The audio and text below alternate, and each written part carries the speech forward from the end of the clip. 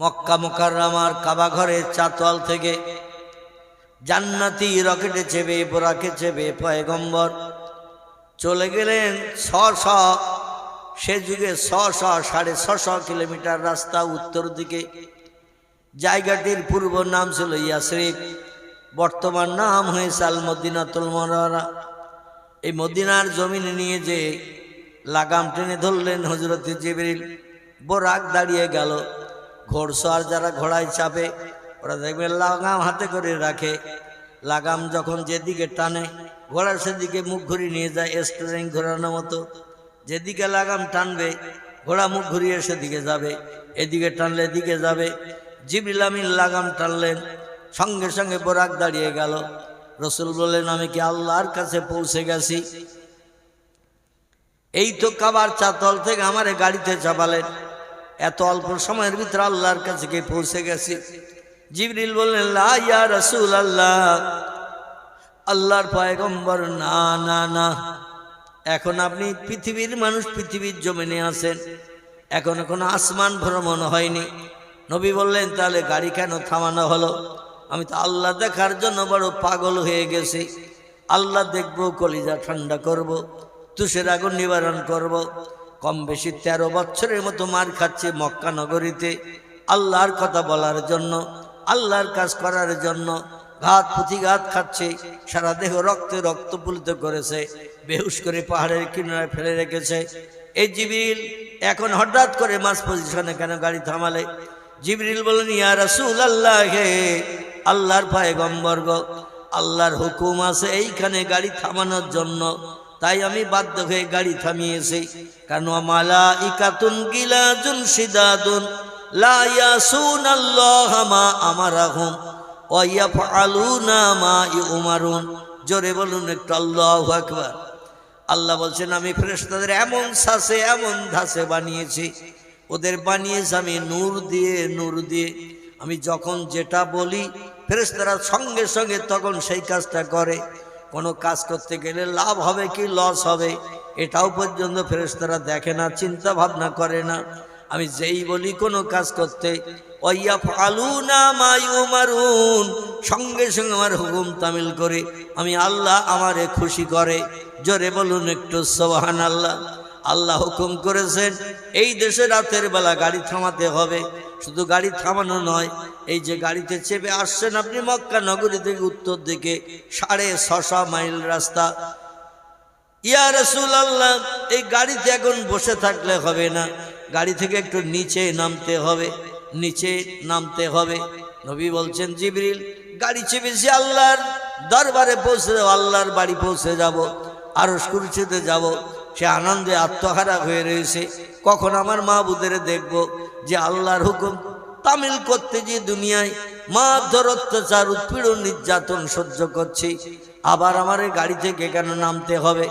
জিবরিল বললেন, পয়গম্বর, গাড়ি থেকে না নামা পর্যন্ত আল্লাহর দেয়া তথ্যটা আমি আপনার কাছে পরিবেশন করতে পারছি না, এই জন্য বেয়াদবি নেবেন না, একটু গাড়ি থেকে নিচে নামেন। নবী বোরাকের পিঠ থেকে নাও ঘোড়া নাও গাধা, এই জন্তুটি জান্নাতি জন্তু ছিল, যার আরবি নাম ছিল বোরাক। বোরাক শব্দের বাংলা অর্থ হলো বিদ্যুৎগামী যান। চোখের পলক মারলে দেখতে পাওয়া যেত না, এত দ্রুতগামী ছুটতে পারত।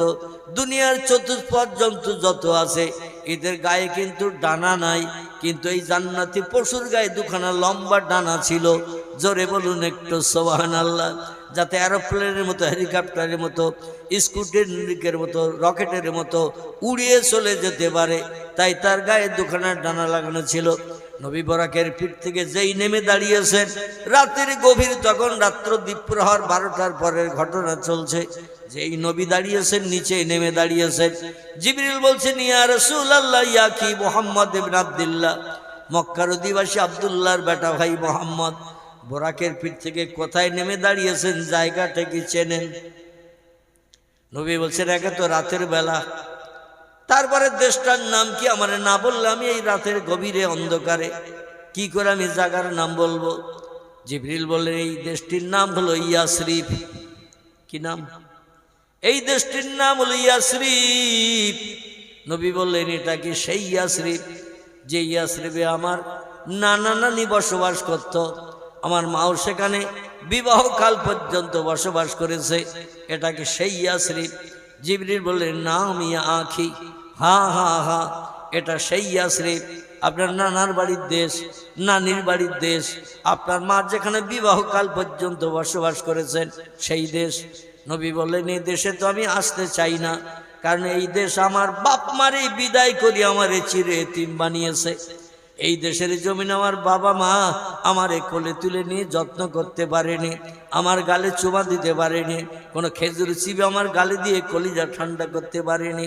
এ দেশ এত খারাপ দেশ যে দেশ আমার বাপও কবরস্থ হয়েছে জন্মের আগে, আবার মাও 6 বছর বয়সে বাবার কবর দেখাতে নিয়ে এসে মাও বাবার কবরের পাশে আছাড় খেয়ে পড়ে ইন্তেকাল করেছেন।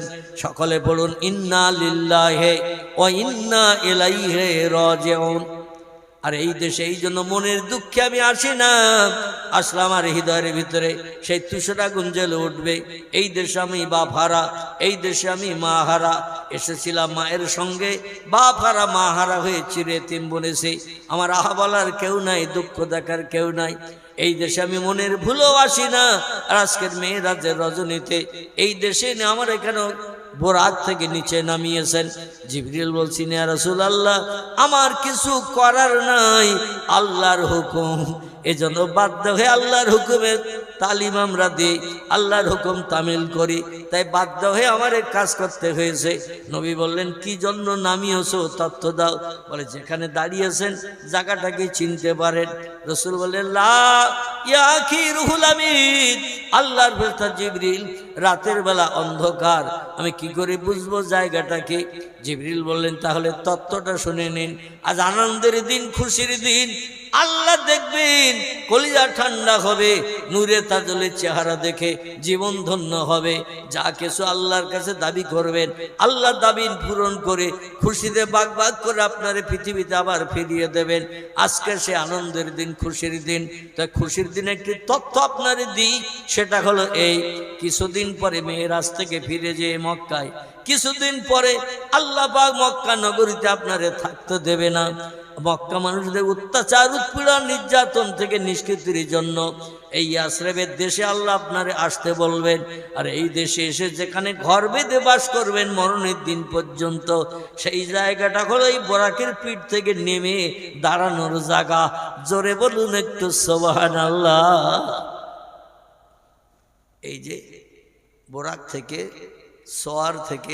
সোয়ারি থেকে নেমে যেখানে দাঁড়িয়েছেন, এই জায়গাটা আপনার বাকি জিন্দেগি ঘর বেঁধে বসবাসের জায়গা। তাই সেই জায়গাটা আপনার দেখালাম। পরবর্তী জিন্দেগি এখানেই আপনাকে বসবাস করতে হবে যতদিন বাঁচবেন। নবী বললেন আর কোনো তথ্য দেবে এখানে? আমি এখন আল্লাহ দেখার জন্য পাগল। জিবরিল বলছেন নাম ইয়া আখি মুহাম্মদ ইবনে আব্দুল্লাহ, আরও একটা তথ্য দেবে এখানে। রাসূল বলছেন মা হিয়া, সে তথ্যটা কি? তথ্যটা হলো এইখানে যে আপনি বসবাস করবেন ঘর বেঁধে, এইখানে আবু বকর সিদ্দিকের কন্যাকে নিয়ে আপনাকে এখানে ঘর সংসার করতে হবে। বিবি আয়েশার ঘর হবে এই জায়গায়। জোরে বলুন সুবহানাল্লাহ। নবী বলছেন তাই নাকি? বলে হ্যাঁ। বলে আমার বিবি হবে আবু বকরের কন্যা। জিবরিল বলছেন না আমি ইয়া রাসূলুল্লাহ, আল্লাহ আয়েশার তকদির লিপিবদ্ধ করে রেখেছেন, আপনার সঙ্গে বিবাহ বন্ধন আবদ্ধ হবেন। আপনার বয়স যখন হবে 54, মতান্তরে 55 বছর। আবু বকরের দ্বিতীয় মেয়ে নাম তার আয়েশা, তার সঙ্গে আপনার প্রণয় হবে। আর আয়েশাকে নিয়ে এইখানে আপনি ঘর সংসার করবেন। এই সেই জায়গা, এই জায়গাটা ভালো করে দেখে নিন। নবী বলেন তারপরে আর কি কোনো তথ্য দেবে নাকি তুমি? জিবরিল বলছেন না আমি ইয়া রাসূলুল্লাহ, এখন আরো একটা তথ্য দিতে বাকি। নবী বলছেন মা হিয়া ইয়া আখি রুহুল আমিন, আর কি তথ্য এই জায়গা সম্পর্কে দেবে? জিবরিল বলেন ইয়া রাসূলুল্লাহ আর একটা তথ্য যেটা দেব সেটা ভালো করে শুনে নিন। আপনার মরণ হবে এখানে, আর এখানেই আপনার কবর হবে। আপনার মরণ হবে এখানে, আর এখানেই আপনার কবর হবে। কিয়ামত পর্যন্ত এখানেই শুয়ে থাকতে হবে আপনার। জোরে বলুন সুবহানাল্লাহ। এই জন্য পয়গম্বর মুহাম্মদ রাসূলুল্লাহ তিরমিজি শরীফের একটি হাদিসে জানিয়েছেন, যেখানকার মাটি দিয়ে বান্দার বডি বানিয়েছেন সেইখানে ওই বান্দার কবর হবে। জোরে বলুন সুবহানাল্লাহ। আপনি যেখানেই থাকেন না কেন, মরে গেছেন দিল্লি, বোম্বাই, কানপুর, লখনৌ, বিহার, উড়িষ্যা, যেখানেই থাকেন না কেন, মরে গিয়ে কিন্তু লাশ সেই যেখানকার মাটি দিয়ে আপনার বডি বানানো হয়েছে। মানুষ হলো মাটির তৈরি, মানুষ হলো মাটির তৈরি। এই যে মাটি দিয়ে আমাদের বডি স্ট্রাকচার আল্লাহ বানিয়েছেন, এইখানেই কিন্তু আমাদের কবর হবে। যেথায় থাকি না কেন, এরোপ্লেনে যদি আনতে হয়, ট্রেনে করে আনতে হয়, কোনো 4 চাকা গাড়িতে করে আনতে হয়, আত্মীয় স্বজন তারে নিয়ে আসবে, সেখানে কবর দেবে না। যদি সেখানে কবর হয়, মনে করুন ওইখানকার মাটি দিয়েই তারে বানানো হয়েছে। আমার ভাইরা, পয়গম্বর ডেকে বললেন, এখানেই আমার ঘর হবে, এখানে আমার সংসার হবে, আবার এখানে আমার মরণ হবে, আর এইখানে আমার কবর হবে। জিবরিল বললেন, নাম ইয়া রাসূলুল্লাহ। আল্লাহ নবী বললেন, আর কোনো তত্ত্ব কি এখানে দেবে নাকি তুমি? জিবরিল বললেন, লা ইয়া রাসূলুল্লাহ, এখানকার তথ্য দেয়া শেষ। নবী বললেন, তাহলে এবার চলো, এগিয়ে চলো, আল্লাহর দরবারে যেতে চাই। খুব সংক্ষেপ করে বলি, এবার ওখান থেকে বোরাকের পিঠে নবীজিকে আবার চাপানো হলো। আর জিবরিল বললেন, বোরাক এবার উড়ে চলো, পাখির মধ্যে উঠতে থাকো। ওই ইয়াসরিব মদিনা থেকে উঠতে শুরু করলো, চলে গেল। চলতে চলতে চলতে চলতে মাদায়েনের দেশ বলে একটি দেশ, যে দেশটির পাশের দেশের নাম হলো মিশর। কি নাম বললাম? মিশর। মিশরের পরের দেশটার নাম হলো মাদায়েন। মাঝখানে নীল দরিয়া, এই নীল দরিয়ার অপর পাটটা হলো মাদায়েনের দেশ, এই পাটটা হলো মিশরের দেশ। এই মাদায়েনের দেশে নিয়ে চলে গেল বোরাক এক মুহূর্তের ভিতরে। সেখানে নিয়ে যে একটা জায়গায় হাজির করে দিল। আমার ভাইরা, যেখানে মুসা নবী খেজুর গাছের তলায় দাঁড়িয়ে দাঁড়িয়ে আল্লাহর সঙ্গে টেলিফোনে কথাবার্তা বলতেন সরাসরি, সেইখানে পয়গম্বর মুহাম্মদ রাসূলুল্লাহকে নিয়ে যাওয়া হলো। নিয়ে বলা হল, ইয়া রাসূলুল্লাহ, আপনার পূর্বকার 3-3.5 বছর আগের একজন পয়গম্বর এই পৃথিবীতে এই দেশে বসবাস করতেন। তার নাম হলো মুসা ইবনে ইমরান। ইমরানের বেটা মুসা আল্লাহর জালালি কদরের পয়গম্বর ছিলেন। তিনি এইখানে বসবাস করেছেন। আর ফেরাউনের সঙ্গে তার দ্বন্দ্ব ফাসাদ বেঁধেছে। এমনকি দ্বন্দ্ব ফাসাদ বাঁধতে বাঁধতে যখন চরম আকার ধারণ করেছে, একদিন নীল দরিয়া মুসা নবী পারে হয়ে গেল লাঠির স্পর্শ করে। আর লাঠির স্পর্শ করে যখন পেরিয়ে গেল, ফেরাউন তার দলবল নিয়ে ওই নীল দরিয়ায় রাস্তায় চলতে শুরু করলো। মাঝ দরিয়ায় যখন চলে গেছে, আর মুসা নবী বলেন, আল্লাহ, ওরা তো সাগর পেরিয়ে পারে আসছে আমাদের ধরার জন্য। আল্লাহ বলে যে লাঠি নদীর পানিতে সওয়ানোর কারণে 8টা ঘোড়া একসঙ্গে লাইনে ছুটতে পারে এমন চওড়া রাস্তা আমি বানিয়ে দিয়েছিলাম তোমার লাঠির স্পর্শে, মুজিজার কারণে। ওই লাঠিটা এপারে এসে তুমি পানি যাবার একটু লাগাও, আর বলো, হে রাস্তা, তুমি পূর্বে যেমন সাগর ছিলে তেমন সাগর হয়ে যাও। আমার লোকজন 18,000 সব পেরিয়ে চলে এসেছে, আর রাস্তার দরকার নাই। মুসা নবী পানিতে লাঠি ঠেকিয়েছেন আর বলল, সাগর যেমন ছিলে তেমন হয়ে যাও, আর রাস্তার প্রয়োজন আমাদের নাই। আল্লাহ শুধু কোন শব্দ ব্যবহার করলেন, সাগরের রাস্তা ভেঙে চুরমার হয়ে গেল। আর ফেরাউনের দলবলেরা ইঁদুরের বাচ্চার মতো নাকানি চুবানি খেতে খেতে খেতে খেতে খেতে খেতে এক এক করে সব অতল সাগরের তলায় তলিয়ে চলে গেল। ফেরাউন তখনও বেঁচে ছিল, ওর গায়ে শক্তি ক্ষমতা খুব বেশি ছিল। ও মাঝে মাঝে সাঁতার কাটছে, উপরে উঠছে, বানের ঢেউ এসে তলায় দিয়ে দিচ্ছে, আবার ঠেলে যখন উঠছে, ও তখন ডেকে বলল, উপায় তো নাই। ওদিকে 500-700 কিলোমিটার, এদিকেও 500-700 কিলোমিটার, 1000 মাইলের মতো রাস্তা। এই নীল দরিয়ার আর পাড়ি মাছ পজিশনে আসার পরে রাস্তা ভেঙে গেছে। এখন এখানে না খানে চুবনি খাচ্ছি, সাঁতার কেটে তো এত দূর ডেঙ্গায় পৌঁছানো সম্ভব না। তখন ডেকে বলো, মুসা, তোমার আল্লাহরে বলো, আমি যদি সাগর থেকে নিষ্কৃতি পাই তাহলে তোমার আল্লাহর উপরে ঈমান আনব। তাফসীর কারকেরা বলছেন, আল্লাহ শুধু কি মুসা ছিল ওই সময়? আল্লাহ কি ওই সময় শুধু মুসা ছিল না ফেরাউনেরও ছিল? ফেরাউনের লোক লস্করও ছিল কিনা? সকলের আল্লাহ কিনা? কিন্তু ফেরাউন আসলে মনের সঙ্গে ওটা মেনে নিতে পারেনি যে তোমার যে আল্লাহ আমারও সেই আল্লাহ। মুসা তুমি একটু আল্লাহর কাছে বলো, আল্লাহ যদি এই চরম বিপদ থেকে আমার উপকার করেন তাহলে আমি ডাঙায় উঠে তোমার হাতে হাত দিয়ে কলেমা পড়ি ঈমান আনবো। বরং বলছে মুসা তোমার আল্লাহরে বলো, তোমার আল্লাহরে বলো, মানে ওর আল্লাহ না। আল্লাহ এই কথা শুনে বলে বেয়াদব, মরে যাচ্ছিস তা এখনো মর্যাদা হারাতে চাস না? এই জিবরিল, আমার মুসা তো রাগী মানুষ, বাল্যকালে আগুন গালে দেওয়ার কারণে জিভটা তার পুড়ে যে তোতলা মার্কা হয়ে গিয়েছিল। আর তোতলা যারা হয় এরা দেখবেন অল্পে তাড়াতাড়ি রেগে যায়। মুসা রাগান্বিত হয়ে বলছে আমার আল্লাহরে বলবো, তোমার আল্লাহ না, তাহলে আমি তোমার হয়ে কোনো কথা বলবো না।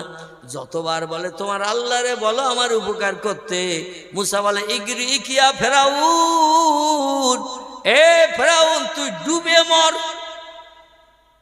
তুই ডুবে মর। আবার ফেরাউন তোমার আল্লাহরে বলো আমার একটু বাঁচাক, ডাঙায় উঠে আমি তোমার আল্লাহর উপর ঈমান আনবো।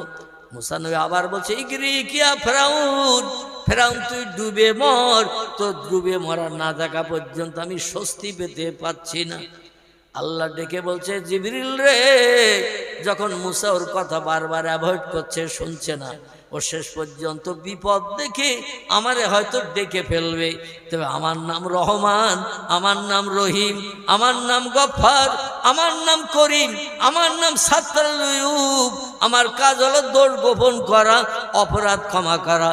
ইন্নাল্লাহা আলা কুল্লি শাইইন কাদির, আমি হলাম সব শক্তির ঊর্ধ্বে। তাই মনে মনে যেটা পরিকল্পনা করি সেটা বাস্তবে রূপদান করি। ও যদি আমার নাম ধরে এই চরম বিপদে পড়ে একবার ডাকে, আমি আল্লাহর ডাক না শুনে পারবো না।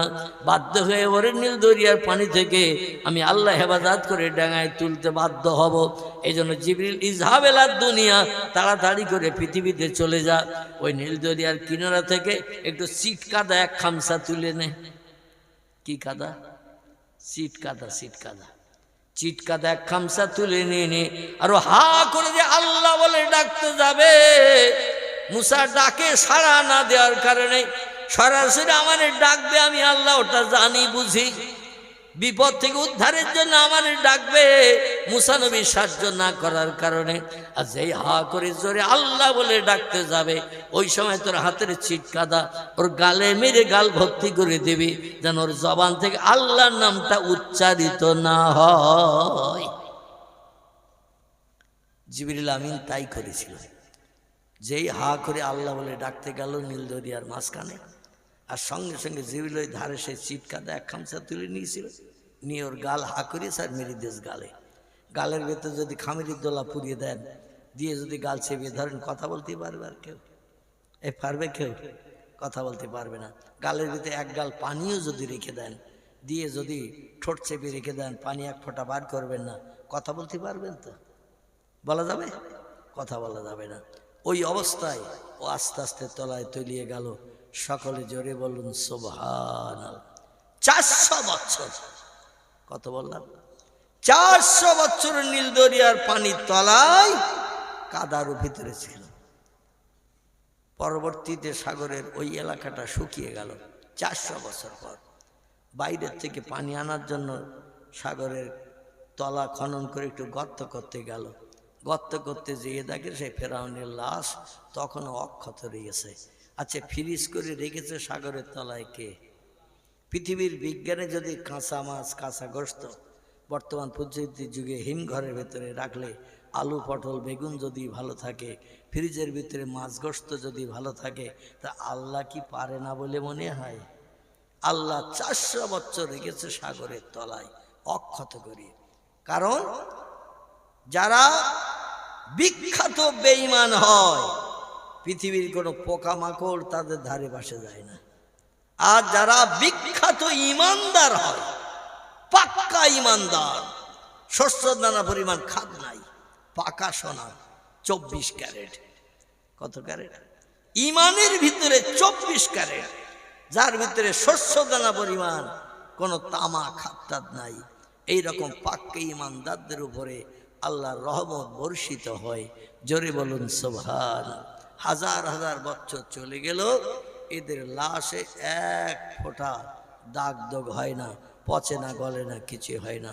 তারপরে সাগরের তলা থেকে, সংক্ষেপ কথা, সাগরের তলা থেকে উঠিয়ে নিয়ে মিশরের পিরামিড, জাদুঘর যেটাকে বলা হয়, সেইখানে মমি করে রাখা আছে ফেরাউনের লাশ।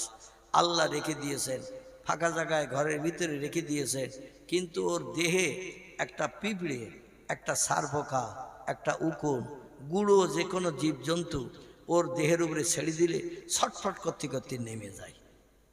বিজ্ঞানীরা বলছে, কোরআন হাদিসের মুফাসসিররা বলছে, ও আছে অক্ষত অবস্থায় ঠিকই, কিন্তু আল্লাহ পাক ওর দেহের ভিতরে জাহান্নামী অ্যাকশন চালিয়ে রেখেছে। এই জন্য কোনো পিঁপড়ে, কোনো কীট পতঙ্গর দেহের উপরে ছেড়ে দিলে মানুষ বহু পরীক্ষা করেছে, পরীক্ষায় সকলে একমত, যদিও আমরা দেখতে পাই না, কিন্তু আল্লাহ পাক তার দেহের ভিতরে জাহান্নামী অ্যাকশন ইলেকট্রিক তারের মতো সুইচ লাইন করে দিয়ে দিয়েছে। যে কোনো জীবজন্তু, গুঁড়ো ক্ষুদ্র জীব ওর দেহে ছেড়ে দিলে টপ টপ করে নেমে যায়। আল্লাহ বলেন, আমি নিদর্শন কিয়ামত পর্যন্ত রাখবো, যাতে ফেরাউনের ভাইয়েরা ভাই, চাচতো ভাই, মামাতো ভাই, খালাতো ভাই, এই রকম দুনিয়ায় যেন আমার সঙ্গে আর বেয়াদবি কোনোদিন না করে। আহারে, আল্লাহর কি কুদরতি মহিমা। যাই হোক, আমি যে তথ্যটা দিতে চাচ্ছিলাম সেটি হলো এই, নদীর ওই নীল দরিয়ার এপারে হলো মুসা নবীর দেশ মিশর, ওপারটা হলো ওর শ্বশুর বাড়ির দেশ, দেশটার নাম হলো মাদায়েন। মনে থাকবে তো, মাদায়েন দেশ। এই দেশে একজন পয়গম্বর ছিলেন, তার নাম ছিল হযরতে শুআয়ব আলাইহিস সালাম। কি নাম বললাম? শুআয়ব আলাইহিস সালাম। ইনি আবার শুধু পয়গম্বর নন, ইনি ছিলেন মুসা নবীর শ্বশুর। মুসা নবীর শ্বশুর। মুসা নবীর স্ত্রীর নাম ছিল হযরতে সফুরা। কি নাম বললাম? সফুরা।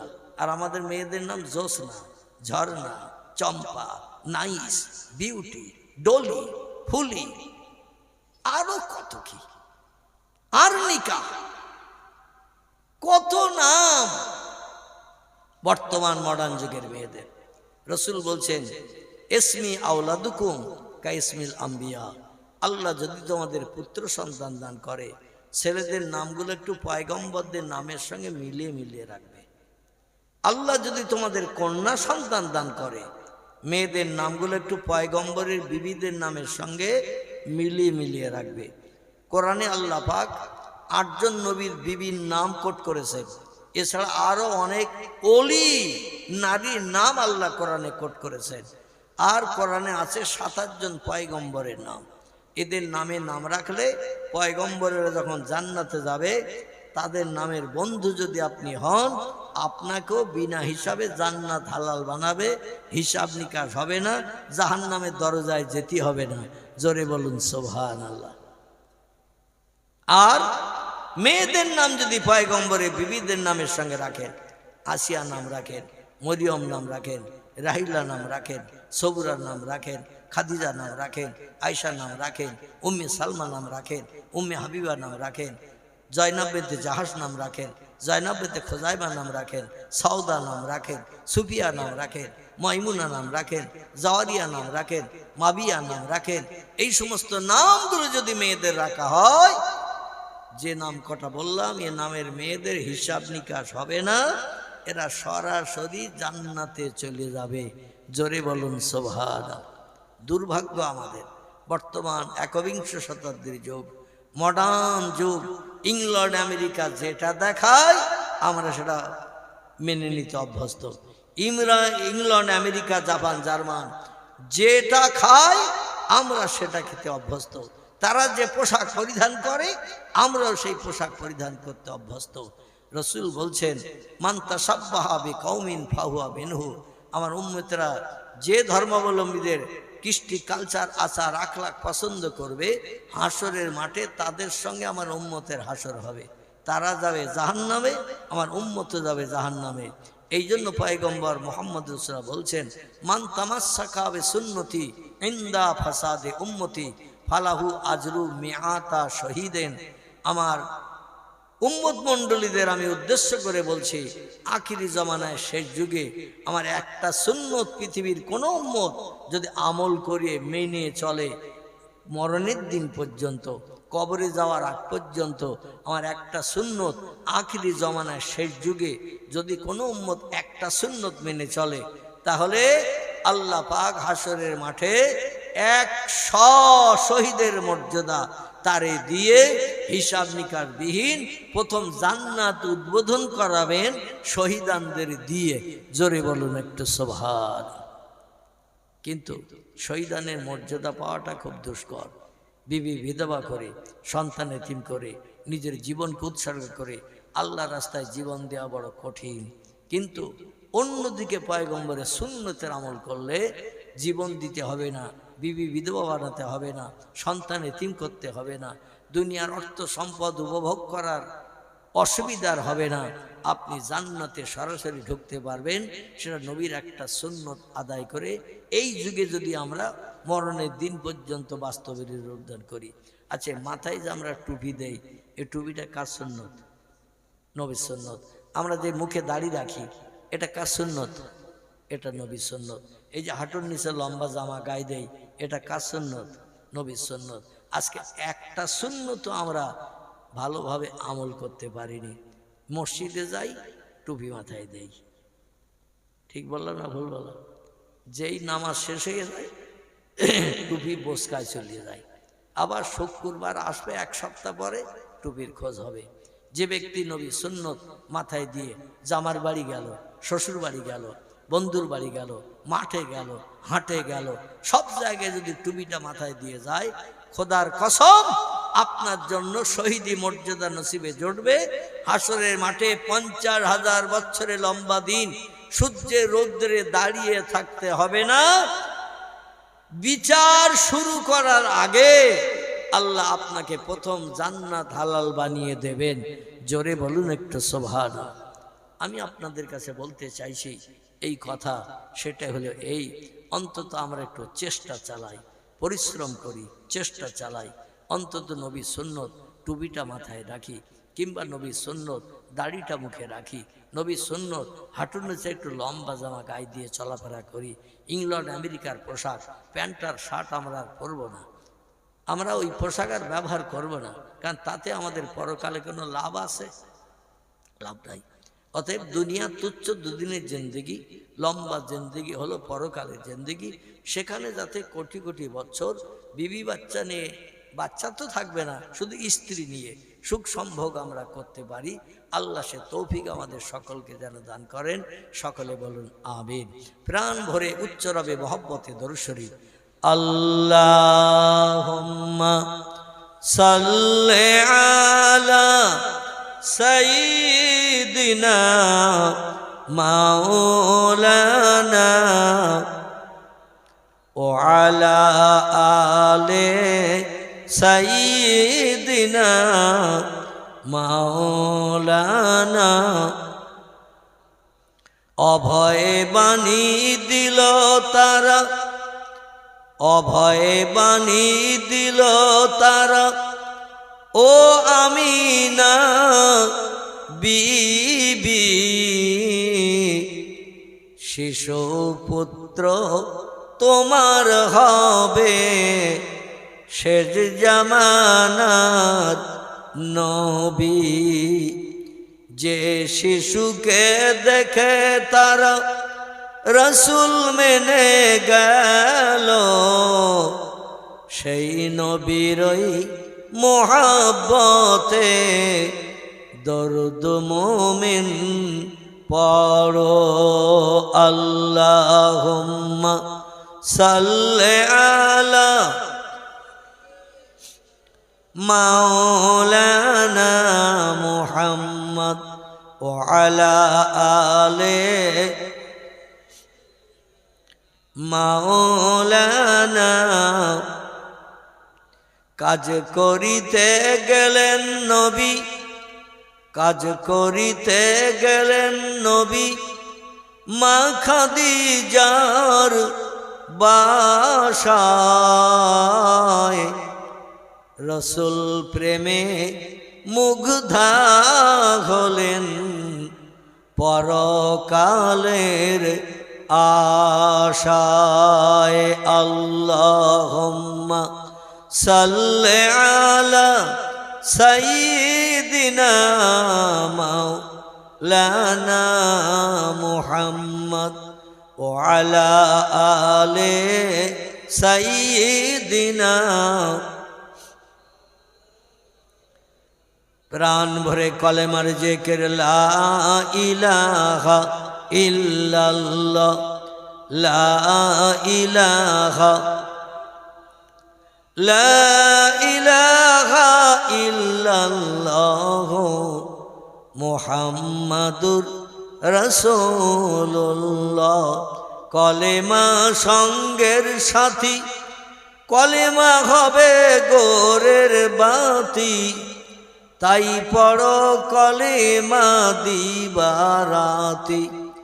কলেমা ছাড়া নাই গতি, বলো লা ইলাহা ইল্লাল্লাহ, লা ইলাহা,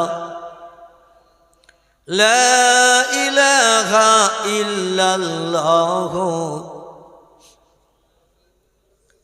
সুবহানাল্লাহ আলহামদুলিল্লাহ, লা ইলাহা ইল্লাল্লাহ সুবহানাল্লাহ আলহামদুলিল্লাহ, লা ইলাহা, লা ইলাহা ইল্লাল্লাহ মুহাম্মাদুর রাসূলুল্লাহ। বিসমিল্লাহির রহমানির রহিম। ওয়ালাম্মা তাম্মা মিন হামলিহি শাহরান আলা আশুরিল আকালিল মারাবিয়া তোয়াফিয়া বিল মাদিনাতির শরীফাতি আবু আব্দুল্লাহ ওয়া কানা কাদ ইস্তাযাবি আকালিহি বানিয়াদিম মিনাত তায়েফাতিত তিজারিয়া ওমা কাসাফিম শাহরান আলা সাকিমা ইওয়ানুনা সুকমা ওয়া শাকা। ওয়ালাম্মা মাররা মিন হামলিহি আলা রাজি তিসাতিল আশুরিল কামারিয়া ওয়ানাল জামানে আয়ানজালি আনহু সাদা হাদরাতুম মাহুলাইলাম মাউলিদিহি আসিয়াতুন মারইয়ামুন রাদিয়াল্লাহু আনহুমা ফি নিসাতিন মিনাল হাদিরাতিল কুদসিয়া ফাকাদাল মাকাদু ফাওয়ালাদাতু সাল্লাল্লাহু আলাইহি ওয়াসাল্লাম নূরাইয়াত লাহু লাউসানা সাল্লাল্লাহু আলা মুহাম্মাদিন সাল্লাল্লাহু আলাইহি ওয়াসাল্লাম। কে হায় মোমেনে ওঠো, ওয়াক্তে আখিরি তাজিমে কিয়াম দাঁড়িয়ে যান সকলে। ইয়া নবী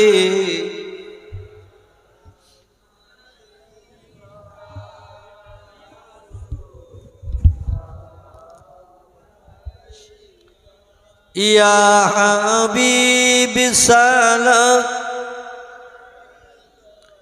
সালাওয়াতুল্লাহ নবীজির আব্বা আব্দুল্লাহ রাসূলুল্লাহর আম্মা আমিনা হাবিবির দুদমা হালিমা দয়ার নবীর রওজা মদিনা।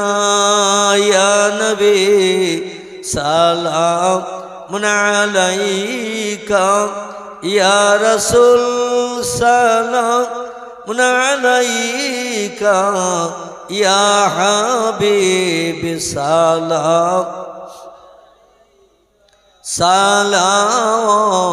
सालावतुल्लाह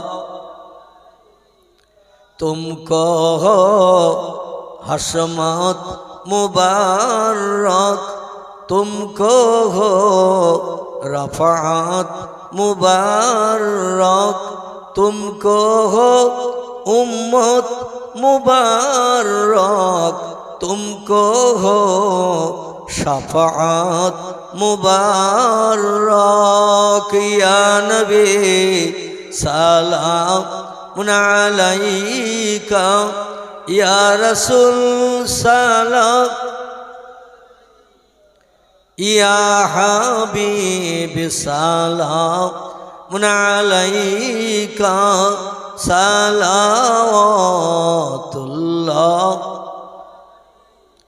जिब्राइल आवाज तुलिल आसमानेर दरवाजा खोलो गो, এসেছেন নবীদের সরদার, হবে যে খোদা দিদার। ইয়া নবী সালাম,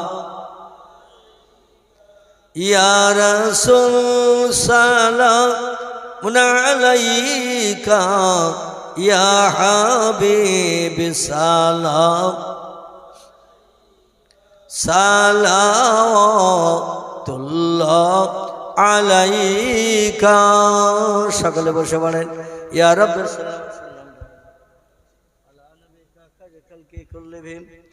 भेजाए रब मेरे दरुद सलाम बरगुजीदा नबी पर अपने मदम बलगल औला बेकमालिही कशफत दुजा बेजमालिही हसनत जमियों खिसालिही सल्लु अलैहि व आलिही। আরবের বুকে মক্কার পরে মামিনার যেথায় ঘর, খোদার করুণা কাউসার হয়ে ঝরসে বারংবার। বালাগাল উলা বে কামালিহি কাশাফাদ দুজা বে জামালিহি হাসনাত জামিউ খিসালিহি সাল্লু আলাইহি ওয়া আলিহি। কবরস্থ ব্যক্তিদের আত্মার কল্যাণ উপলক্ষ করে এই মজলিস সকলে বিসমিল্লাহ সহ সূরা ফাতিহা, আলহামদু শরীফ একবার, সূরা ইখলাস, কুল আল্লাহ শরীফ তিনবার, কয়েকবার একটু দরুদ শরীফ পড়ে নেন। বিসমিল্লাহির রহমানির রহিম। সিরাতাল লাযিনা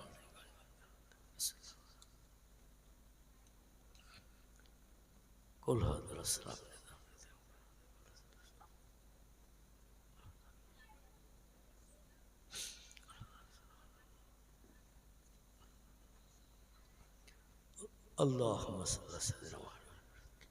নবীজি মেরাজ থেকে ফিরে আসলেন ভোরবেলা। রাত্র দ্বীপ্রহরের পর থেকে নিয়ে ফজরের সময় পর্যন্ত মোটামুটি কত ঘন্টা সময় হয়? রাত্র দ্বীপ্রহর মানে 12টার পর থেকে ভোর পর্যন্ত, ফজর পর্যন্ত কত ঘন্টা সময় হয়? 4, 5 কি 5.5, পুরো 6 ঘন্টা তাও হবে না, ঠিক কি না? মানে 12টার পরে 1টা, 2টো, 3টে, 4টে, 5টা, 6টা করলে সকালে সূর্য দেখতে হবে, ঠিক কি না? এই জন্য 5 ঘন্টা কি 5 ঘন্টা মনে করেন। এরই ভিতরে মক্কা মুকাররমার কাবা ঘরের চাতল থেকে জান্নাতি রকেটে চেপে বোরাকে চেপে পয়গম্বর চলে গেলেন সে যুগে 600 কিলোমিটার রাস্তা উত্তর দিকে। জায়গাটির পূর্ব নাম ছিল ইয়াসরিব, বর্তমান নাম হয়েছে আল মদিনাতুল মুনাওয়ারা। এই মদিনার জমিনে নিয়ে যে লাগাম টেনে ধরলেন হযরত জিবরিল। বোরাক দাঁড়িয়ে গেল। ঘোড়সওয়ার যারা ঘোড়ায় চাপে ওরা দেখবে লাগাম হাতে করে রাখে। লাগাম যখন যেদিকে টানে ঘোড়া সেদিকে মুখ ঘুরিয়ে নিয়ে যায়, স্টিয়ারিং ঘোরানোর মতো। যেদিকে লাগাম টানবে ঘোড়া মুখ ঘুরিয়ে সেদিকে যাবে, এদিকে টানলে এদিকে যাবে। জিবরিল আমিন লাগাম টানলেন, সঙ্গে সঙ্গে বোরাক দাঁড়িয়ে গেল। রসুল বললেন, আমি কি আল্লাহর কাছে পৌঁছে গেছি? এই তো কাবার চাতল থেকে আমারে গাড়িতে চাপালেন, এত অল্প সময়ের ভিতরে আল্লাহর কাছে গিয়ে পৌঁছে গেছি। জিবরিল বললেন, লা ইয়া রাসূলুল্লাহ, আল্লাহর পয়গম্বর, না না না, এখন আপনি পৃথিবীর মানুষ, পৃথিবীর জমিনে আছেন, এখন কোনো আসমান ভ্রমণ হয়নি। নবী বললেন, তাহলে গাড়ি কেন থামানো হলো? আমি তো আল্লাহ দেখার জন্য বড় পাগল হয়ে গেছি। আল্লাহ দেখবো, কলিজা ঠান্ডা করব, তুষের আগুন নিবারণ করব। কম বেশি 13 বছরের মতো মার খাচ্ছে মক্কা নগরীতে আল্লাহর কথা বলার জন্য, আল্লাহর কাজ করার জন্য। ঘাত প্রতিঘাত খাচ্ছে, সারা দেহ রক্তে রক্তপুলিত করেছে, বেহুশ করে পাহাড়ের কিনারায় ফেলে রেখেছে। এই জিবরিল এখন হঠাৎ করে মাস পজিশনে কেন গাড়ি থামালে? জিবরিল বলেন, ইয়া রাসূলুল্লাহ, হে আল্লাহর পয়গম্বর গো, আল্লাহর হুকুম আছে এইখানে গাড়ি থামানোর জন্য। তাই আমি বাধ্য হয়ে গাড়ি থামিয়েছি। কারণ মালাইকাতুন গিলাজুন শিদাদুন লা ইয়াসুনাল্লাহ মা আমারাহুম ওয়া ইয়াফআলুনা মা ইউমারুন। জোরে বলুন একটু আল্লাহু আকবার। আল্লাহ বলছেন আমি ফেরেশতাদের এমন সাসে এমন ধাসে বানিয়েছি, ওদের বানিয়েছি আমি নূর দিয়ে। আমি যখন যেটা বলি ফেরেশতারা সঙ্গে সঙ্গে তখন সেই কাজটা করে। কোনো কাজ করতে গেলে লাভ হবে কি লস হবে এটাও পর্যন্ত ফেরেশতারা দেখে না, চিন্তা ভাবনা করে না। আমি যেই বলি কোনো কাজ করতে ওয়াইয়াফআলুনা মা ইউমারুন, সঙ্গে সঙ্গে আমার হুকুম তামিল করে আমি আল্লাহ আমারে খুশি করে। জোরে বলুন একটু সুবহানাল্লাহ। আল্লাহ হুকুম করেছেন এই দেশে রাতের বেলা গাড়ি থামাতে হবে। শুধু গাড়ি থামানো নয়, এই যে গাড়িতে চেপে আসছেন আপনি মক্কা নগরী থেকে উত্তর দিকে 650 মাইল রাস্তা। ইয়া রাসূলুল্লাহ, এই গাড়িতে এখন বসে থাকলে হবে না, গাড়ি থেকে একটু নিচে নামতে হবে। নবী বলছেন জিবরিল গাড়ি চেপেছি আল্লাহর দরবারে পৌঁছে যাব, আল্লাহর বাড়ি পৌঁছে যাব, আরশ কুরসিতে যাব। সে আনন্দে আত্মহারা হয়ে রয়েছে, কখন আমার মাহবুদের দেখব যে আল্লাহর হুকুম তামিল করতে যে দুনিয়ায় মারধর অত্যাচার উৎপীড়ন নির্যাতন সহ্য করছি, আবার আমার এই গাড়ি থেকে কেন নামতে হবে? জিবরিল বললেন পয়গম্বর, গাড়ি থেকে না নামা পর্যন্ত আল্লাহর দেয়া তথ্যটা আমি আপনার কাছে পরিবেশন করতে পারছি না, এই জন্য বেয়াদবি নেবেন না, একটু গাড়ি থেকে নিচে নামেন। নবী বরাকের পিঠ থেকে নাও ঘোড়া নাও গাধা, এই জন্তুটি জান্নাতি জন্তু ছিল যার আরবি নাম ছিল বোরাক। বোরাক শব্দের বাংলা অর্থ হলো বিদ্যুৎগামী যান। চোখের পলক মারলে দেখতে পাওয়া যেত না, এত দ্রুতগামী ছুটতে পারত। দুনিয়ার চতুষ্পদ জন্তু যত আছে এদের গায়ে কিন্তু ডানা নাই, কিন্তু এই জান্নাতি পশুর গায়ে দুখানা লম্বা ডানা ছিল। জোরে বলুন একটু সুবহানাল্লাহ। যাতে এরোপ্লেনের মতো, হেলিকপ্টারের মতো, স্কুটের মতো, রকেটের মতো উড়িয়ে চলে যেতে পারে, তাই তার গায়ে দুখানা ডানা লাগানো ছিল। নবী বরাকের পিঠ থেকে যেই নেমে দাঁড়িয়েছেন, রাতের গভীর, তখন রাত্র দ্বীপ্রহর 12টার পরের ঘটনা চলছে। যেই নবী দাঁড়িয়েছেন নিচে নেমে দাঁড়িয়েছেন, জিবরিল বলছেন ইয়া রাসূলুল্লাহ ইয়া কি মুহাম্মদ ইবনে আব্দুল্লাহ, মক্কার অধিবাসী আব্দুল্লাহর বেটা ভাই মুহাম্মদ বোরাকের পিঠ থেকে কোথায় নেমে দাঁড়িয়েছেন, জায়গাটা কি চেনেন? নবী বলছেন একে তো রাতের বেলা, তারপরে দেশটার নাম কি আমার না বললে আমি এই রাতের গভীরে অন্ধকারে কি করে আমি জায়গার নাম বলবো? জিবরিল বললেন এই দেশটির নাম হলো ইয়াসরিব। কি নাম? এই দেশটির নাম হলো ইয়াসরিব। নবী বললেন এটা কি সেই ইয়াসরিব যে ইয়াসরিবে আমার নানা নানি বসবাস করত, আমার মাও সেখানে বিবাহকাল পর্যন্ত বসবাস করেছে, এটা কি সেই ইয়াসরিব? জিবরিল বললেন নাম ইয়া আখি, হ্যাঁ হ্যাঁ হ্যাঁ এটা সেই ইয়াসরিব। আপনার নানার বাড়ির দেশ, নানির বাড়ির দেশ, আপনার মা যেখানে বিবাহকাল পর্যন্ত বসবাস করেছেন সেই দেশ। নবী বললেন এই দেশে তো আমি আসতে চাই না, কারণ এই দেশ আমার বাপ মারে বিদায় করি আমারে চিরে এতিম বানিয়েছে। এই দেশের জমিন আমার বাবা মা আমারে কোলে তুলে নিয়ে যত্ন করতে পারেনি, আমার গালে চুমা দিতে পারেনি, কোনো খেজুর চিবে আমার গালে দিয়ে কলিজা ঠান্ডা করতে পারেনি। এ দেশ এত খারাপ দেশ যে দেশ আমার বাপও কবরস্থ হয়েছে জন্মের আগে, আবার মাও 6 বছর বয়সে বাবার কবর দেখাতে নিয়ে এসে মাও বাবার কবরের পাশে আছাড় খেয়ে পড়ে ইন্তেকাল করেছেন। সকলে বলুন ইন্না লিল্লাহি ওয়া ইন্না ইলাইহি রাজিউন। আর এই দেশে এই জন্য মনের দুঃখে আমি আসি না, আসলাম আর হৃদয়ের ভিতরে সেই তুষারা গুঞ্জলে উঠবে। এই দেশে আমি বাপ হারা, এই দেশে আমি মা হারা, এসেছিলাম মায়ের সঙ্গে, বাপ হারা মা হারা হয়ে চিরে এতিম বলেছি, আমার আহা বলার কেউ নাই, দুঃখ দেখার কেউ নাই। এই দেশে আমি মনের ভুলেও আসি না। আর আজকের মেয়েরাজের রজনীতে এই দেশে আমার এখানে বোরাক থেকে নিচে নামিয়েছেন। জিবরিল বলছেন ইয়া রাসূলুল্লাহ আমার কিছু করার নাই, আল্লাহর হুকুম, এজন্য বাধ্য হয়ে আল্লাহর হুকুমের তালিম আমরা দিই, আল্লাহর হুকুম তামিল করি, তাই বাধ্য হয়ে আমার এই কাজ করতে হয়েছে। নবী বললেন কি জন্য নামিয়েছো তথ্য দাও। বলে যেখানে দাঁড়িয়েছেন জায়গাটাকে চিনতে পারেন? রাসূল বললেন লা ইয়া আখি রুহুল আমিন, আল্লাহর ফেরেশতা জিবরিল, রাতের বেলা অন্ধকার, আমি কি করে বুঝবো জায়গাটাকে?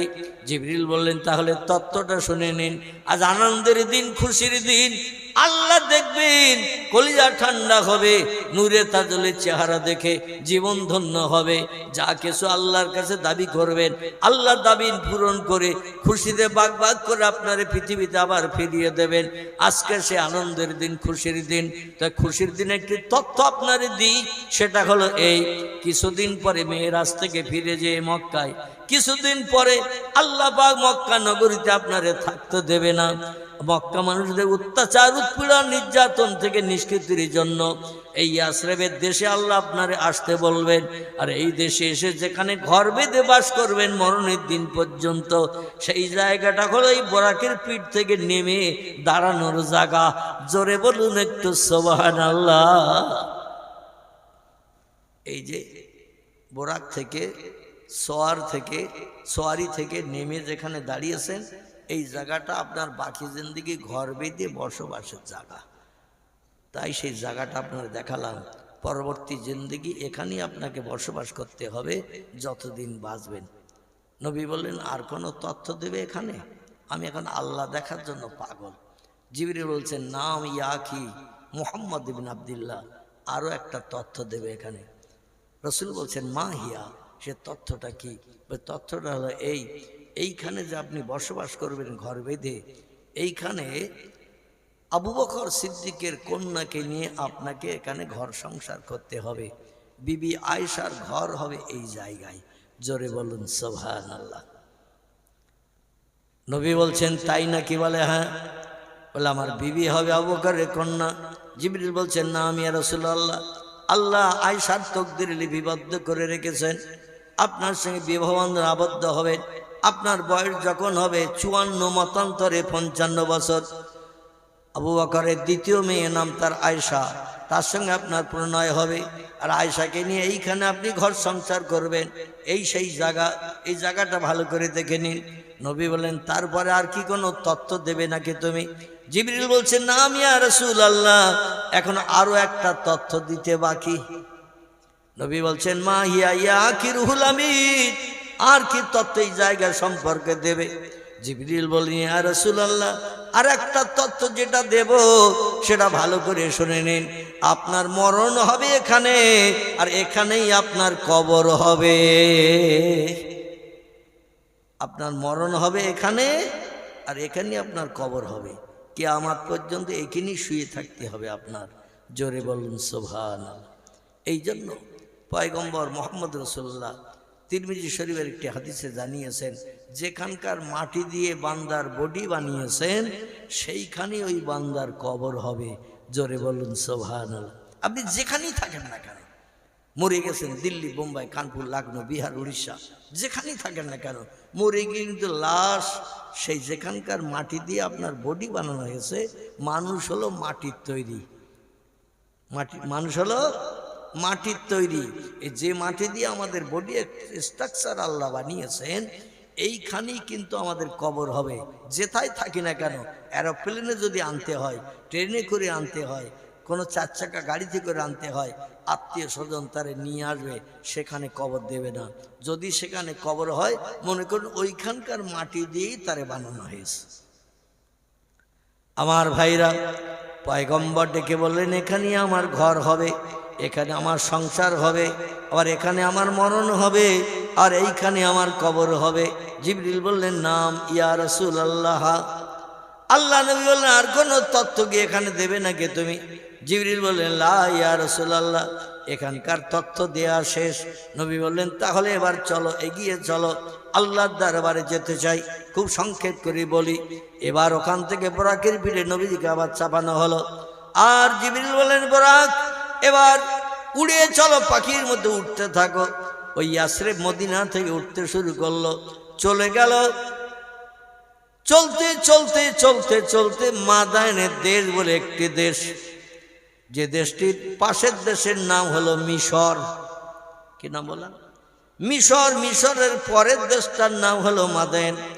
মাঝখানে নীল দরিয়া, এই নীল দরিয়ার অপর পাটটা হলো মাদায়েনের দেশ, এই পাটটা হলো মিশরের দেশ।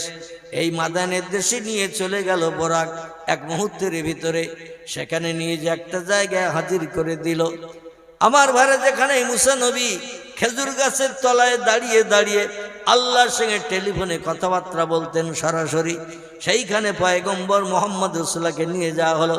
নিয়ে বলা হল, ইয়া রাসূলুল্লাহ, আপনার পূর্বকার ৩-৩.৫০০ বছর আগের একজন পয়গম্বর এই পৃথিবীতে এই দেশে বসবাস করতেন। তার নাম হলো মুসা ইবনে ইমরান। ইমরানের বেটা মুসা আল্লাহ জালালি কদরের পয়গম্বর ছিলেন। তিনি এইখানে বসবাস করেছেন। আর ফেরাউনের সঙ্গে তার দ্বন্দ্ব ফাসাদ বেঁধেছে। এমনকি দ্বন্দ্ব ফাসাদ বাঁধতে বাঁধতে যখন চরম আকার ধারণ করেছে, একদিন নীল দরিয়া মুসা নবী পারে হয়ে গেল লাঠির স্পর্শ করে। আর লাঠির স্পর্শ করে যখন পেরিয়ে গেল, ফেরাউন তার দলবল নিয়ে ওই নীল দরিয়ায় রাস্তায় চলতে শুরু করলো। মাঝ দরিয়ায় যখন চলে গেছে, আর মুসা নবী বলেন, আল্লাহ, ওরা তো সাগর পেরিয়ে পারে আসছে আমাদের ধরার জন্য। আল্লাহ বলে যে লাঠি নদীর পানিতে শোয়ানোর কারণে 8টা ঘোড়া একসঙ্গে লাইনে ছুটতে পারে এমন চওড়া রাস্তা আমি বানিয়ে দিয়েছিলাম তোমার লাঠির স্পর্শে, মুজিজার কারণে। ওই লাঠিটা এপারে এসে তুমি পানি যাবার একটু লাগাও আর বলো, হে রাস্তা, তুমি পূর্বে যেমন সাগর ছিলে তেমন সাগর হয়ে যাও। আমার লোকজন 18,000 সব পেরিয়ে চলে এসেছে, আর রাস্তার দরকার নাই। মুসা নবী পানিতে লাঠি ঠেকিয়েছেন আর বলল, সাগর যেমন ছিলে তেমন হয়ে যাও, আর রাস্তার প্রয়োজন আমাদের নাই। আল্লাহ শুধু কোন শব্দ ব্যবহার করলেন, সাগরের রাস্তা ভেঙে চুরমার হয়ে গেল। আর ফেরাউনের দলবলেরা ইঁদুরের বাচ্চার মতো নাকানি চুবানি খেতে খেতে খেতে খেতে খেতে খেতে এক এক করে সব অতল সাগরের তলায় তলিয়ে চলে গেল। ফেরাউন তখনও বেঁচে ছিল, ওর গায়ে শক্তি ক্ষমতা খুব বেশি ছিল। ও মাঝে মাঝে সাঁতার কাটছে, উপরে উঠছে, বানের ঢেউ এসে তলায় দিয়ে দিচ্ছে, আবার ঠেলে যখন উঠছে ও তখন ডেকে বলল, উপায় তো নাই। ওদিকে 500-700 কিলোমিটার, এদিকেও 500-700 কিলোমিটার, 1000 মাইলের মতো রাস্তা। এই নীল দরিয়ার আর পাড়ি মাছ পজিশনে আসার পরে রাস্তা ভেঙে গেছে। এখন এখানে না খানে চুবনি খাচ্ছি, সাঁতার কেটে তো এত দূর ডেঙ্গায় পৌঁছানো সম্ভব না। তখন ডেকে বলো, মুসা, তোমার আল্লাহরে বলো, আমি যদি সাগর থেকে নিষ্কৃতি পাই তাহলে তোমার আল্লাহর উপরে ঈমান আনব। তাফসীর কারকেরা বলছেন, আল্লাহ শুধু কি মুসা ছিল ওই সময়? আল্লাহ কি ওই সময় শুধু মুসা ছিল না ফেরাউনেরও ছিল? ফেরাউনের লোক লস্করও ছিল কিনা? সকলের আল্লাহ কিনা? কিন্তু ফেরাউন আসলে মনের সঙ্গে ওটা মেনে নিতে পারেনি যে তোমার যে আল্লাহ আমারও সেই আল্লাহ। মুসা, তুমি একটু আল্লাহর কাছে বলো, আল্লাহ যদি এই চরম বিপদ থেকে আমার উপকার করেন তাহলে আমি ডাঙায় উঠে তোমার হাতে হাত দিয়ে কলেমা পড়ি ঈমান আনবো। বরং বলছে, মুসা, তোমার আল্লাহরে বলো, তোমার আল্লাহরে বলো, মানে ওর আল্লাহ না। আল্লাহ এই কথা শুনে বলে, বেয়াদব, মরে যাচ্ছিস তা এখনো মর্যাদা হারাতে চাস না? এই জিবরিল, আমার মুসা তো রাগী মানুষ, বাল্যকালে আগুন গালে দেওয়ার কারণে জিভটা তার পুড়ে যে তোতলা মার্কা হয়ে গিয়েছিল। আর তোতলা যারা হয় এরা দেখবেন অল্পে তাড়াতাড়ি রেগে যায়। মুসা রাগান্বিত হয়ে বলছেন, আমার আল্লাহরে বলবো, তোমার আল্লাহ না, তাহলে আমি তোমার হয়ে কোনো কথা বলবো না। যতবার বলে তোমার আল্লাহরে বলো আমার উপকার করতে, মুসা বলে, ইগরি ইকিয়া ফেরাউন, এ ফেরাউন, তুই ডুবে মর, তুই ডুবে মর। আবার ফেরাউন, তোমার আল্লাহরে বলো আমার একটু বাঁচাক, ডাঙায় উঠে আমি তোমার আল্লাহর উপর ঈমান আনবো। মুসা নবী আবার বলছে, ইগরি কিয়া ফেরাউন, ফেরাউন তুই ডুবে মর, তো ডুবে মরার না দেখা পর্যন্ত আমি স্বস্তি পেতে পাচ্ছি না। আল্লাহ ডেকে বলছে, জিবরিল রে, যখন মুসা ওর কথা বারবার অ্যাভয়েড করছে, শুনছে না, ও শেষ পর্যন্ত বিপদ দেখে আমারে হয়তো ডেকে ফেলবে, তবে আমার নাম রহমান, আমার নাম রহিম, আমার নাম গফফার, আমার নাম করিম, আমার নাম সাত্তারুল উয়ুব। আমার কাজ হলো দোষ গোপন করা, অপরাধ ক্ষমা করা। ইন্নাল্লাহা আলা কুল্লি শাইইন কাদির, আমি হলাম সব শক্তির ঊর্ধ্বে। তাই মনে মনে যেটা পরিকল্পনা করি সেটা বাস্তবে রূপদান করি। ও যদি আমার নাম ধরে এই চরম বিপদে পড়ে একবার ডাকে, আমি আল্লাহর ডাক না শুনে পারবো না, বাধ্য হয়ে ওরে নীল দরিয়ার পানি থেকে আমি আল্লাহ হেফাজত করে ডাঙায় তুলতে বাধ্য হব। এই জন্য জিবরিল ইজহাব ইলা দুনিয়া, তাড়াতাড়ি করে পৃথিবীতে চলে যা, ওই নীল দরিয়ার কিনারা থেকে একটু সিট কাদা এক খামসা তুলে নে। কি কাদা? সিট কাদা, সিট কাদা, চিট কাদা এক খামসা তুলে নিয়ে নে। আর হা করে যে আল্লাহ বলে ডাকতে যাবে, মুসা ডাকে সাড়া না দেওয়ার কারণে সরাসরি আমারে ডাকবে, আমি আল্লাহ ওটা জানি বুঝি। বিপদ থেকে উদ্ধারের জন্য আমারে ডাকবে, মুসা নবী সাহায্য না করার কারণে। আর যেই হা করে জোরে আল্লাহ বলে ডাকতে যাবে, ওই সময় তোর হাতের ছিট কাদা ওর গালে মেরে গাল ভর্তি করে দেবে, যেন ওর জবান থেকে আল্লাহর নামটা উচ্চারিত না হয়। জিবরিল আমিন তাই করেছিল। যেই হা করে আল্লাহ বলে ডাকতে গেল নীল দরিয়ার মাঝখানে, আর সঙ্গে সঙ্গে জিবরিল ওই ধারে সেই চিট কাদা এক খামসা তুলে নিয়েছিল, নিয়ে ওর গাল হা করে স্যার মেরি দেশ গালে, গালের ভেতর যদি খামিরির দোলা পুড়িয়ে দেন, দিয়ে যদি গাল চেপিয়ে ধরেন, কথা বলতে পারবে আর কেউ? এই পারবে কেউ? কথা বলতে পারবে না। গালের ভিতরে এক গাল পানিও যদি রেখে দেন, দিয়ে যদি ঠোঁট চেপে রেখে দেন, পানি এক ফোঁটা বার করবেন না, কথা বলতে পারবেন তো? বলা যাবে? কথা বলা যাবে না। ওই অবস্থায় ও আস্তে আস্তে তলায় তলিয়ে গেল। সকলে জোরে বলুন সুবহানাল্লাহ। 400 বছর, কত বললাম? 400 বছর নীল দরিয়ার পানির তলায় কাদার ভিতরে ছিল। পরবর্তীতে সাগরের ওই এলাকাটা শুকিয়ে গেল 400 বছর পর। বাইরের থেকে পানি আনার জন্য সাগরের তলা খনন করে একটু গর্ত করতে গেল। গর্ত করতে যেয়ে দেখে সেই ফেরাউনের লাশ তখনও অক্ষত রয়েছে। আচ্ছা, ফ্রিজ করে রেখেছে সাগরের তলায় কে? পৃথিবীর বিজ্ঞানে যদি কাঁচা মাছ, কাঁচা গোশত বর্তমান প্রযুক্তির যুগে হিমঘরের ভেতরে রাখলে, আলু পটল বেগুন যদি ভালো থাকে, ফ্রিজের ভিতরে মাছ গোশত যদি ভালো থাকে, তা আল্লাহ কি পারে না বলে মনে হয়? আল্লাহ 400 বছর রেখেছে সাগরের তলায় অক্ষত করিয়ে। কারণ যারা বিখ্যাত বেঈমান হয়, পৃথিবীর কোনো পোকামাকড় তাদের ধারে পাশে যায় না।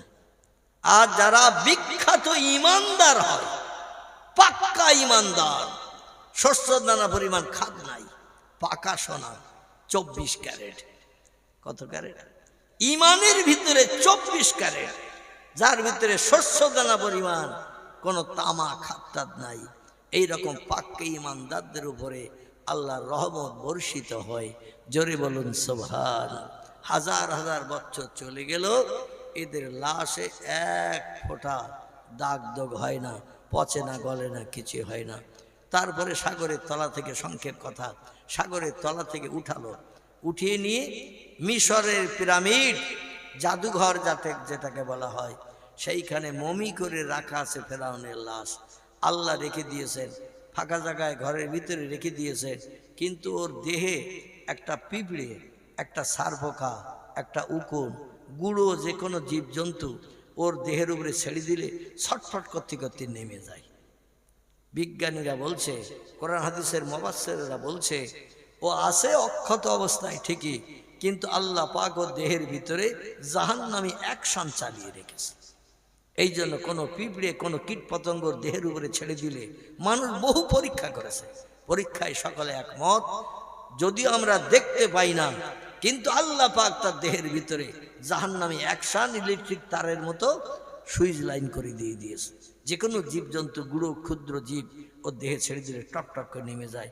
আল্লাহ বলেন, আমি নিদর্শন কিয়ামত পর্যন্ত রাখবো, যাতে ফেরাউনের ভাইয়েরা ভাই, চাচতো ভাই, মামাতো ভাই, খালাতো ভাই, এই রকম দুনিয়ায় যেন আমার সঙ্গে আর বেয়াদবি কোনোদিন না করে। আহারে, আল্লাহর কি কুদরতি মহিমা। যাই হোক, আমি যে তথ্যটা দিতে চাচ্ছিলাম সেটি হলো এই, নদীর ওই নীল দরিয়ার এপারে হলো মুসা নবীর দেশ মিশর, ওপারটা হলো ওর শ্বশুর বাড়ির দেশ, দেশটার নাম হলো মাদায়েন। মনে থাকবে তো, মাদায়েন দেশ। এই দেশে একজন পয়গম্বর ছিলেন, তার নাম ছিল হযরতে শুআয়ব আলাইহিস সালাম। কি নাম বললাম? শুআয়ব আলাইহিস সালাম। ইনি আবার শুধু পয়গম্বর নন, ইনি ছিলেন মুসা নবীর শ্বশুর। মুসা নবীর শ্বশুর। মুসা নবীর স্ত্রীর নাম ছিল হযরতে সফুরা। কি নাম বললাম? সফুরা। আর আমাদের মেয়েদের নাম জোসনা, ঝর্ণা, চম্পা, নাইস, বিউটি, ডলি, ফুলি, আরো কত কি, আর্নিকা, কত নাম বর্তমান মডার্ন যুগের মেয়েদের। রসুল বলছেন, ইসমি আওলাদুকুম কাইসমিল আম্বিয়া। আল্লাহ যদি তোমাদের পুত্র সন্তান দান করে, ছেলেদের নামগুলো একটু পয়গম্বরদের নামের সঙ্গে মিলিয়ে মিলিয়ে রাখবে। আল্লাহ যদি তোমাদের কন্যা সন্তান দান করে, মেয়েদের নামগুলো একটু পয়গম্বরের বিবিদের নামের সঙ্গে মিলিয়ে মিলিয়ে রাখবে। কোরআনে আল্লাহ পাক 8 জন নবীর বিবির নাম কোট করেছেন। এছাড়া আরো অনেক ওলি নারীর নাম আল্লাহ কোরআনে কোট করেছেন। আর কোরআনে আছে 27 জন পয়গম্বরের নাম। এদের নামে নাম রাখলে পয়গম্বরেরা যখন জান্নাতে যাবে, তাদের নামের বন্ধু যদি আপনি হন, আপনাকেও বিনা হিসাবে জান্নাত হালাল বানাবে, হিসাব নিকাশ হবে না, জাহান্নামের দরজায় যেতে হবে না। জোরে বলুন সুবহানাল্লাহ। আর মেয়েদের নাম যদি পয়গম্বরের বিবিদের নামের সঙ্গে রাখেন, আসিয়া নাম রাখেন, মরিয়ম নাম রাখেন, রাহিলা নাম রাখেন, সবুরার নাম রাখেন, খাদিজা নাম রাখেন, আয়সা নাম রাখেন, উম্মে সালমা নাম রাখেন, উম্মে হাবিবা নাম রাখেন, জয়নাব বিনতে জাহাস নাম রাখেন, জয়নাব বিনতে খুজাইমা নাম রাখেন, সৌদা নাম রাখেন, সুফিয়া নাম রাখেন, মাইমুনা নাম রাখেন, জাওয়ারিয়া নাম রাখেন, মাবিয়া নাম রাখেন। এই সমস্ত নামগুলো যদি মেয়েদের রাখা হয়, যে নাম কটা বললাম, এ নামের মেয়েদের হিসাব নিকাশ হবে না, এরা সরাসরি জান্নাতে চলে যাবে। জোরে বলুন সুবহানাল্লাহ। দুর্ভাগ্য আমাদের, বর্তমান 21 শতাব্দীর যুগ, মডার্ন যুগ, ইংল্যান্ড আমেরিকা যেটা দেখায় আমরা সেটা মেনে নিতে অভ্যস্ত। ইংল্যান্ড আমেরিকা জাপান জার্মান যেটা খায় আমরা সেটা খেতে অভ্যস্ত। তারা যে পোশাক পরিধান করে আমরাও সেই পোশাক পরিধান করতে অভ্যস্ত। রসুল বলছেন, মান তাসাব্বাহা বিকওমিন ফাহুয়া মিনহু। আমার উম্মতেরা যে ধর্মাবলম্বীদের কৃষ্টি, কালচার, আচার, আখলাক পছন্দ করবে, হাসরের মাঠে তাদের সঙ্গে আমার উম্মতের হাসর হবে। তারা যাবে জাহান্নামে, আমার উম্মত যাবে জাহান্নামে। এই জন্য পয়গম্বর মুহাম্মদ রাসূলুল্লাহ বলছেন, মান তামাসসাকা বিসুন্নতি ইনদা ফাসাদে উম্মতি ফালাহু আজরু মিআতা শহীদেন। আমার উম্মত মণ্ডলীদের আমি উদ্দেশ্য করে বলছি, আখিরি জমানায় শেষ যুগে আমার একটা সুন্নত পৃথিবীর কোনো উম্মত যদি আমল করিয়ে মেনে চলে, মরণের দিন পর্যন্ত, কবরে যাওয়ার আগ পর্যন্ত আমার একটা সুন্নত, আখিরি জমানায় শেষ যুগে যদি কোনো উম্মত একটা সুন্নত মেনে চলে, তাহলে আল্লাহ পাক হাসরের মাঠে 100 শহীদের মর্যাদা তারে দিয়ে হিসাব নিকাশ বিহীন প্রথম জান্নাত উদ্বোধন করাবেন শহীদানদের দিয়ে। জোরে বলুন একটু সুবহান। কিন্তু শহীদানের মর্যাদা পাওয়াটা খুব দুষ্কর। বিবি বিধবা করে, সন্তান এতিম করে, নিজের জীবনকে উৎসর্গ করে আল্লাহ রাস্তায় জীবন দেওয়া বড় কঠিন। কিন্তু অন্যদিকে পয়গম্বরের সুন্নতের আমল করলে জীবন দিতে হবে না, বিবি বিধবা বানাতে হবে না, সন্তান এতিম করতে হবে না, দুনিয়ার অর্থ সম্পদ উপভোগ করার অসুবিধার হবে না, আপনি জান্নাতে সরাসরি ঢুকতে পারবেন। সেটা নবীর একটা সুন্নত আদায় করে এই যুগে যদি আমরা মরণের দিন পর্যন্ত বাস্তবে নির্ধারণ করি। আচ্ছা, মাথায় যে আমরা টুপি দেই, এই টুপিটা কার সুন্নত? নবীর সুন্নত। আমরা যে মুখে দাড়ি রাখি, এটা কার সুন্নত? এটা নবীর সুন্নত।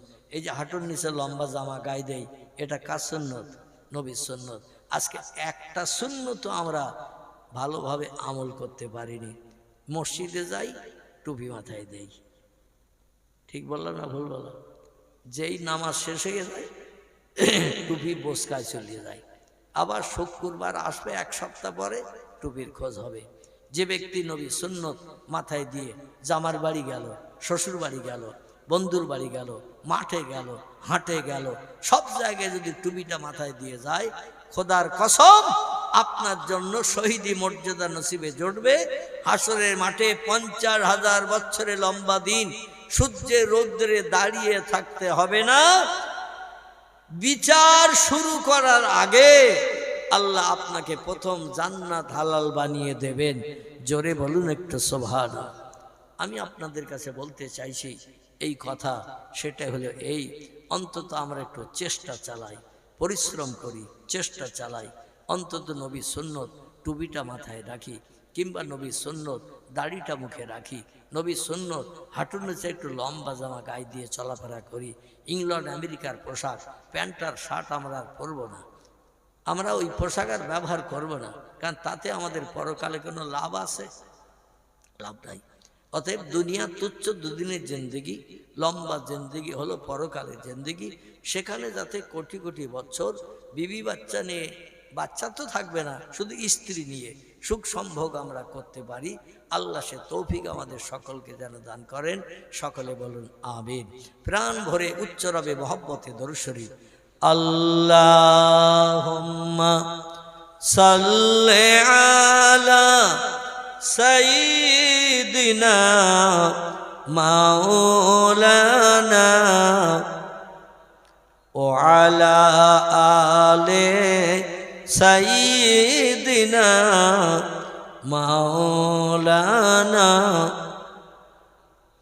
অভয় বাণী দিল তারা, অভয় বাণী দিল তারা, ও আমিনা বিবি। শিশু পুত্র তোমার হবে শেষ জামানাত নবী।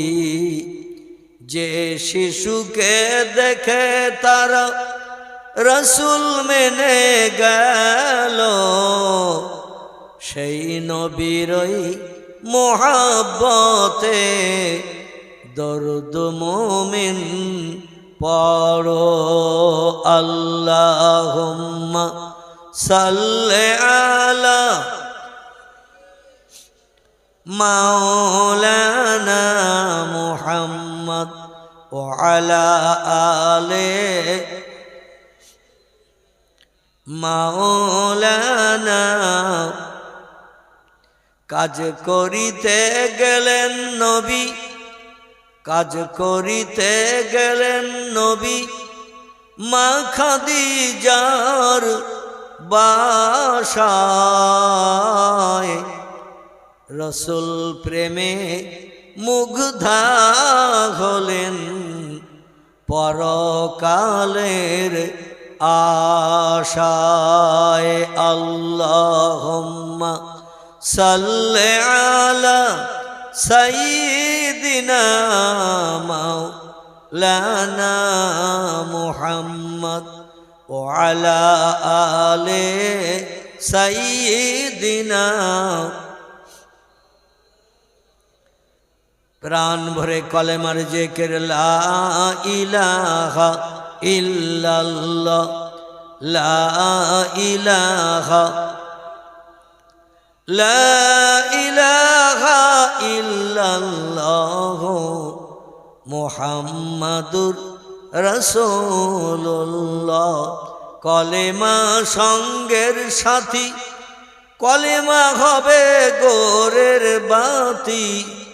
তাই পড়ো কলেমা দিবারাতি, কলেমা ছাড়া নাই গতি। বলো লা ইলাহা ইল্লাল্লাহ, লা ইলাহা, লা ইলাহা ইল্লাল্লাহ সুবহানাল্লাহ আলহামদুলিল্লাহ, লা ইলাহা ইল্লাল্লাহ সুবহানাল্লাহ আলহামদুলিল্লাহ, লা ইলাহা, লা ইলাহা ইল্লাল্লাহ মুহাম্মাদুর রাসূলুল্লাহ। বিসমিল্লাহির রহমানির রহিম। ওয়ালাম্মা তাম্মা মিন হামলিহি শাহরান আলা আশুরিল আকালিল মারাবিয়া তোয়াফিয়া বিল মাদিনাতির শরীফাতি আবু আব্দুল্লাহ ওয়া কানা কাদ ইস্তাজাবি আকালিহি বানিয়াদিম মিনাত তায়েফাতিত তিজারিয়া ওমা কাসাফিম শাহরান আলা সাকিমা ইওয়ানুনা সুকমা ওয়া শাকা ওয়ালাম্মা মাররা মিন হামলিহি আলা রাজি তিসাতিল আশুরিল কামারিয়া ওয়ানাল জামানে আয়ানজালি আনহু সাদা হাদরাতুম মাহুলাইলাম মাউলিদিহি আসিয়াতুল মারইয়ামুর রাদিয়াল্লাহু আনহুমা ফি নিসাতিন মিনাল হাদিরাতিল কুদসিয়া ফাখাদাল মাকাদু ফাওয়ালাদাতু সাল্লাল্লাহু আলাইহি ওয়াসাল্লাম নূরাইয়াত লাহু লাউসানা সাল্লাল্লাহু আলা মুহাম্মাদিন সাল্লাল্লাহু আলাইহি ওয়াসাল্লাম। কে হায় মোমেনে ওঠো, ওয়াক্তে আখিরি তাজিমে কিয়াম দাঁড়িয়ে যান সকলে। ইয়া নবী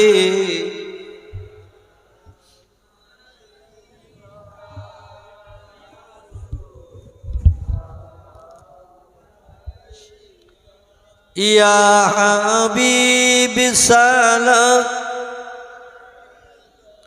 সালাওয়াতুল্লাহ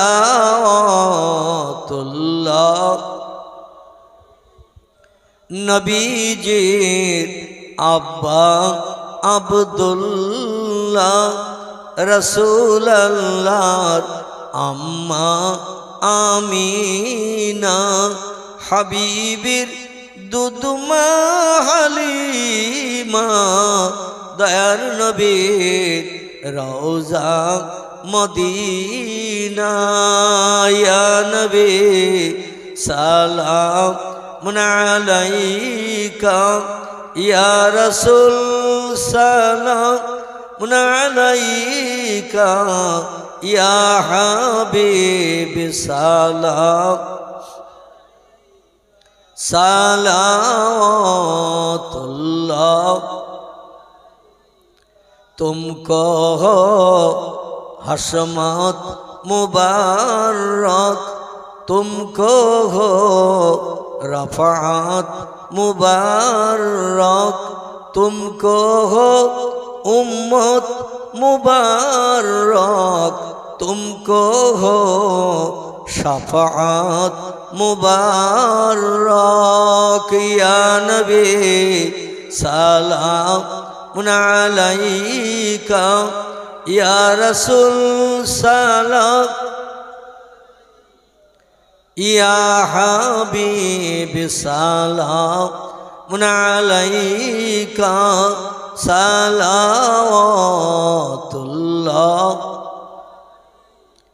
जिब्राइल आवाज तुलिल आसमानेर दरवाजा खोलो गो एसेছেন নবীদের সরদার হবে যে খোদা দিদার। ইয়া নবী সালাম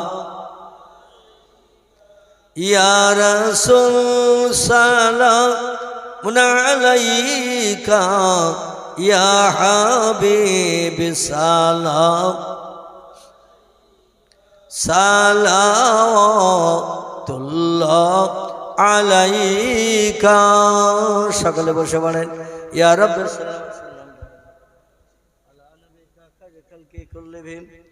भेजा है रब मेरे दरूद सलाम बरगुजीदा नबी पर अपने मदम बलगल उला बेकमालिही कशफत दुजा बेजमालिही हसनत जमीओ खिसालिही सल्लु अलैहि व आलिही।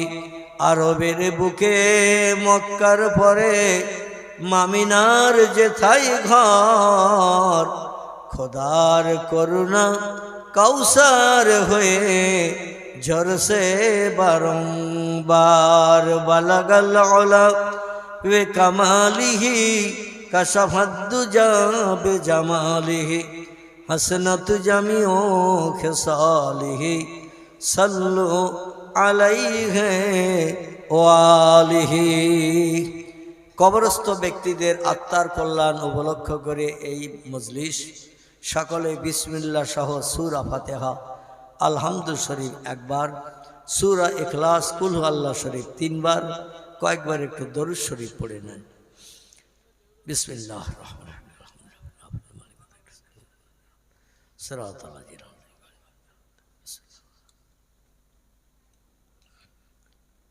কুল হাদারাস।